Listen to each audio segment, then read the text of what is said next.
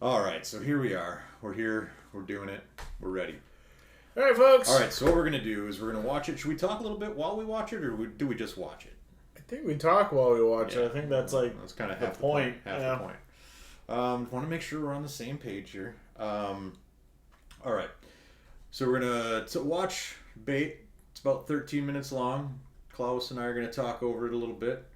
And then afterwards, we're just gonna get up our own asses a little bit about it, and that'll be that.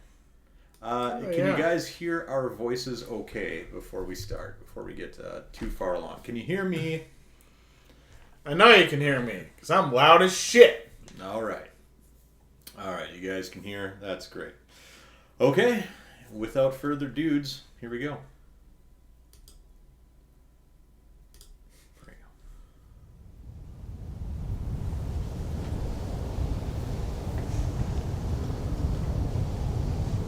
Lake Passaic, Merrill, Wisconsin.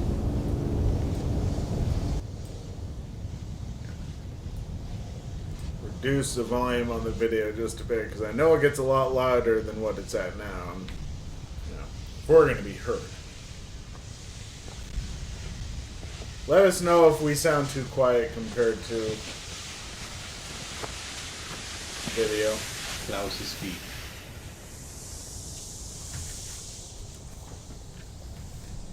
All right, so what can we say about this other than it's a lot of snow?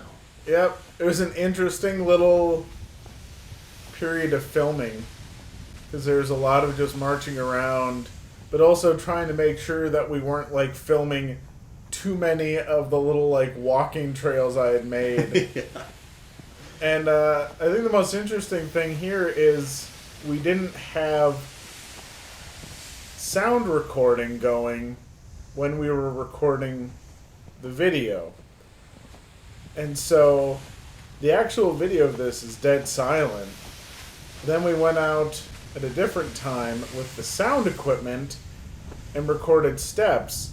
And we basically, when we recorded all the steps and stuff, I had a metronome on my fucking phone that I watched and walked in step with. And then I had to like, we recorded the sound first of the walking in the lake. And then when we recorded the video, I had my phone in my pocket with the metronome doing the same beat audibly so I could hear the pace that I needed to hit for my feet so that the audio and video matched up. Yeah. Which is a lot of fun. And this is Kevin. It's Kevin. Kevin played Dirk in the zombie movie. Kevin is probably my oldest friend. Known him longer than anybody else. And these lines of his, we had to get ADR'd. We had to redo them because the stuff we captured out there was way too loud. Like, it was peaking the moment he got close to the mic, and it sounded terrible. Yeah. And that was interesting to match back up, but I think he did a good job. Say, what you got there? You get a little bit of like you couldn't get it. I couldn't get it perfectly matched when I edited. You get a little bit of that, Italian company dubbed old Western vibe to it. Yeah, that Kevin's lines were recorded 2 weeks ago. Yeah, and it's June right now. So this is inside my cabin, and I wanted to put elements of things that we're interested in this movie. So cooking, like Klaus is very into cooking, so I thought it'd be cool to have a cooking scene. Yep, this is I just made a very basic pasta alla olio. Want something that looks nice, but was, reasonably easy to put together. It was it earlier that week, or did we do it at some point in time before the shooting, we fixed up your cast iron. I think it looks gorgeous in these shots. Absolutely. That thing was a rusted mess before we got that all fixed up. Yep.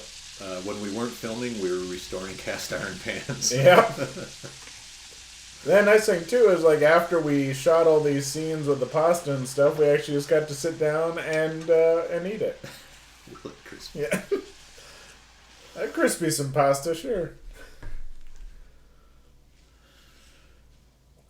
I wanted this scene to be like, you know, this creepy looking dude who makes a surprisingly good looking meal, you know. He's taking delicate care, you know, he's got some flowers.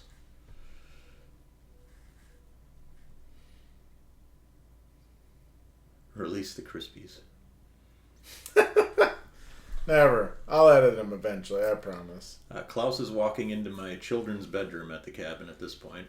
Yep. That's where I slept when we were filming. We put the kids outside. Yeah.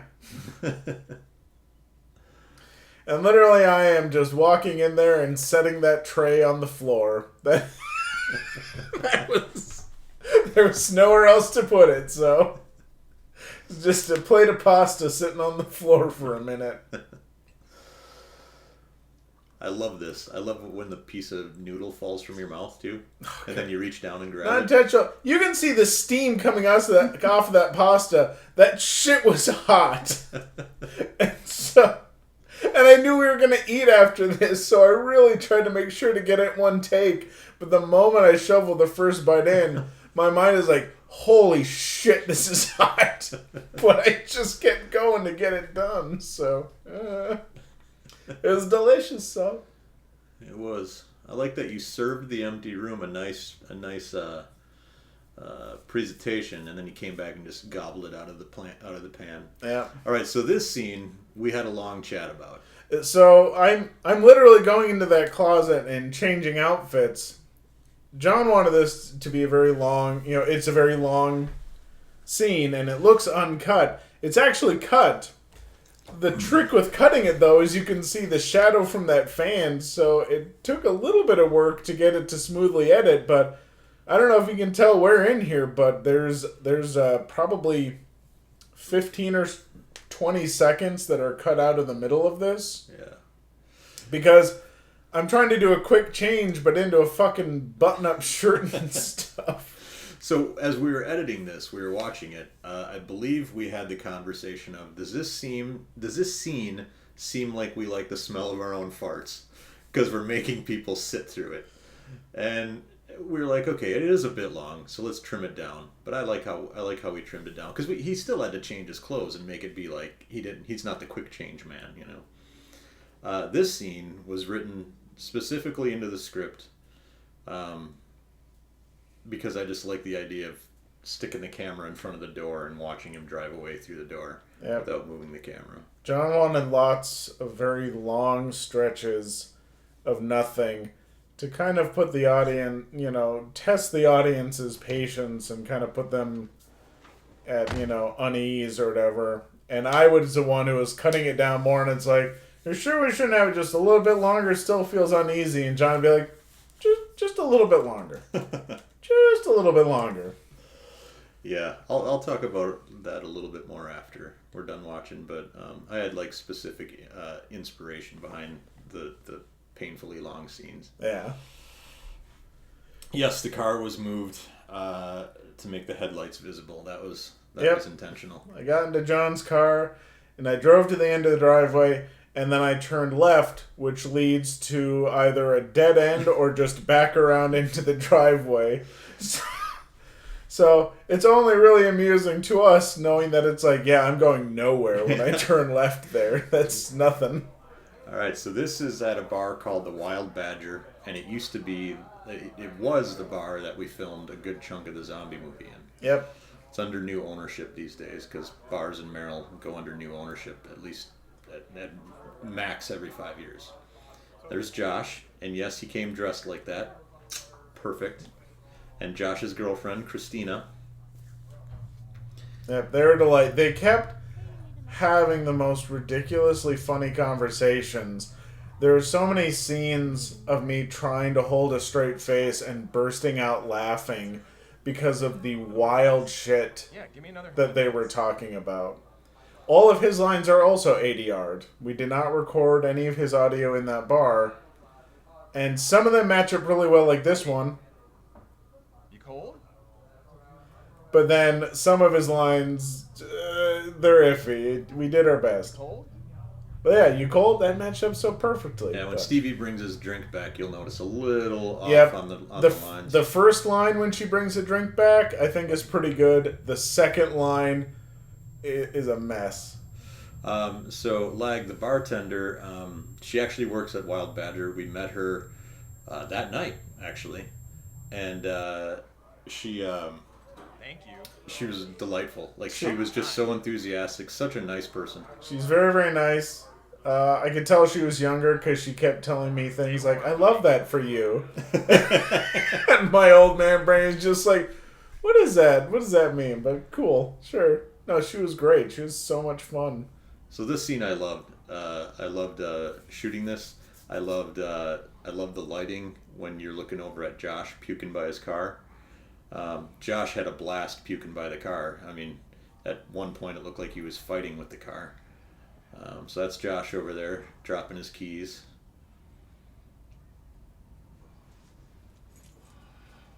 I do really like how this turned out. Like, I love this shot right here. With your breath, the steam. Yeah, that's awesome. God, I've spent so much time at that particular spot in Merrill at this point in time in my life.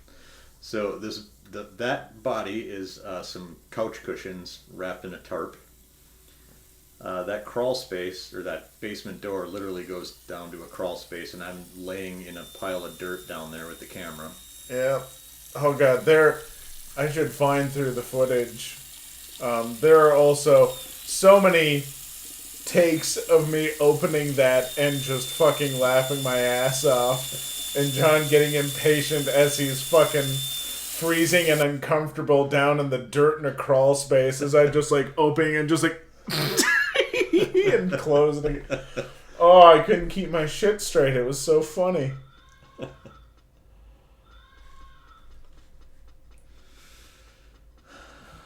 Alright, so this game is Tulip for the PS2. One of my favorite PS2 games. And it was kind of perfect for this movie. I wanted him to play a video game. I was thinking like some obscure Japanese RPG for PS1 or PS2, but then when I realized, I was like, Tulip's perfect because of the theme of the game. You know, this kid looking for love and everything. I thought it was amazing. And I love that Klaus's character just keeps trying to kiss her, despite getting smacked in the face like 3 times.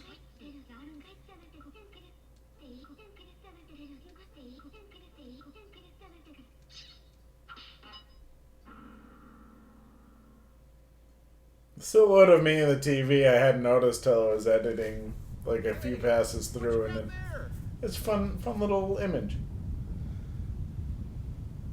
Kevin's face.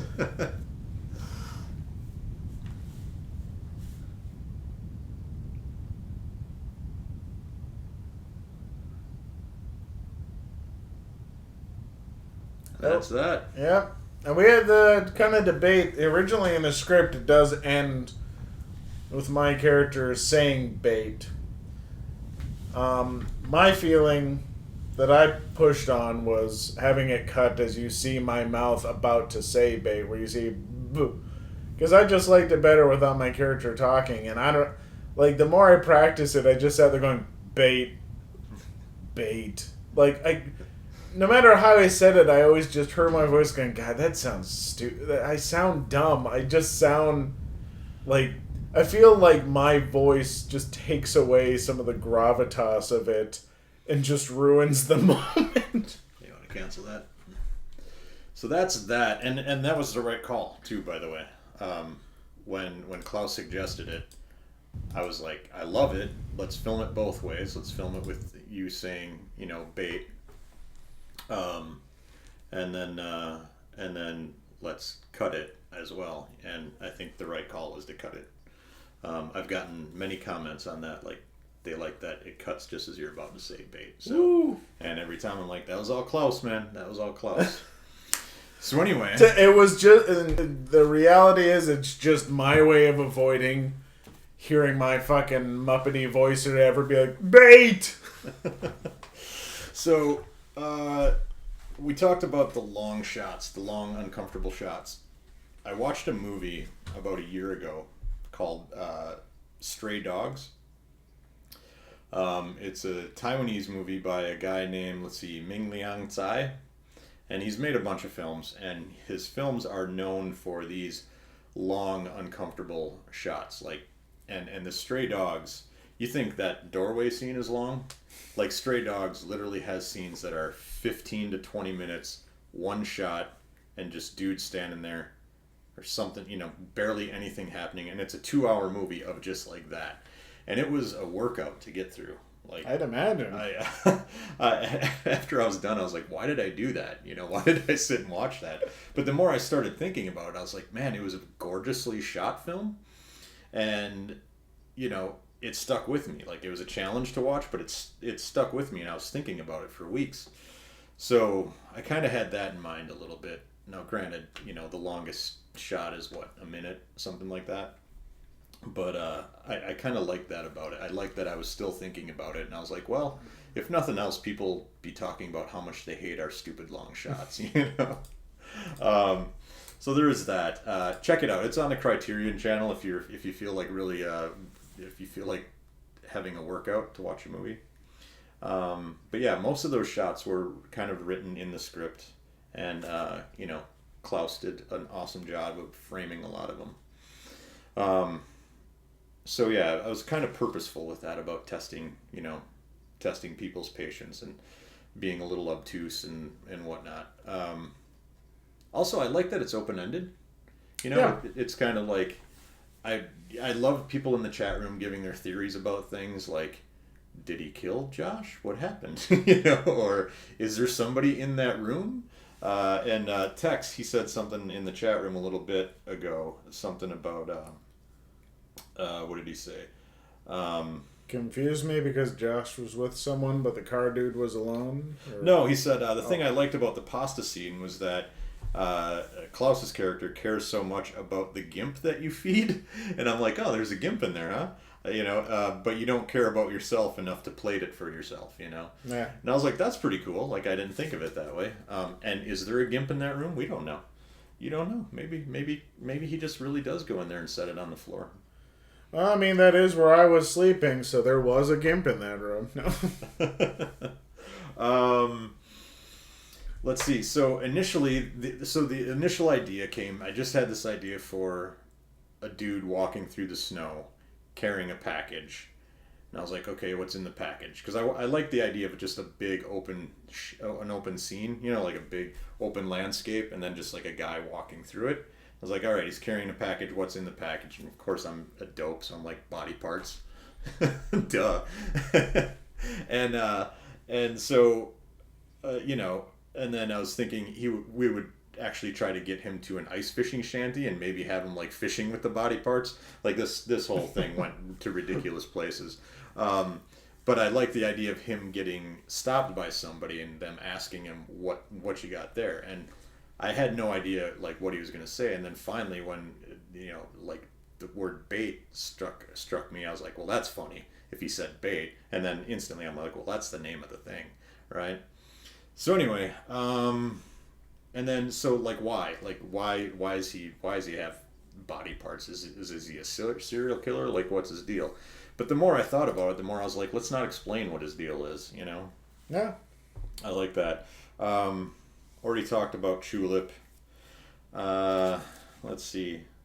And I already talked about like elements of like that I wanted to include in there. Elements of stuff that we like, like video games and food and going to the bar and having a drink.